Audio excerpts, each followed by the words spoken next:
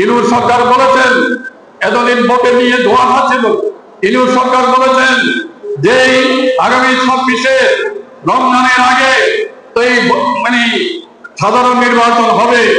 আমরা সেটার জন্য এই যে যদি হয় সেটার জন্য আমরা মনে করি যে ইতিবাচক, এটা এই সিদ্ধান্ত সঠিক আছে, এটা হওয়া উচিত।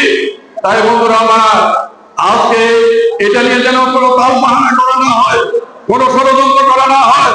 এটা নিয়ে যদি কোনো ষড়যন্ত্র করা হয় তাহলে আমরা আবার এদেশের জনগণকে সাথে নিয়ে এই গণতন্ত্র আদায়ের জন্য, মানুষের ভোটাধিকার আদায়ের জন্য আবার রাস্তায় নামবো। আমরা আবার রাস্তায় নামবো, এদেশের মানুষ আবারও রাস্তায় নামবে, এটা আজকে বুঝতে হবে। তাই বন্ধুরা আমার, আজকে যেটি বলতে চাই, আসেন এই যে দুর্নীতি, সাম্প্রদায়িকতার বিরুদ্ধে লড়াই করতে হবে, দুর্নীতির বিরুদ্ধে লড়াই করতে হবে, আজকে সন্ত্রাসের বিরুদ্ধে লড়াই করতে হবে, আজকে সাম্রাজ্যবাদের বিরুদ্ধে লড়াই করতে হবে, আজকে শোষণ বৈষম্যের বিরুদ্ধে লড়াই করতে হবে।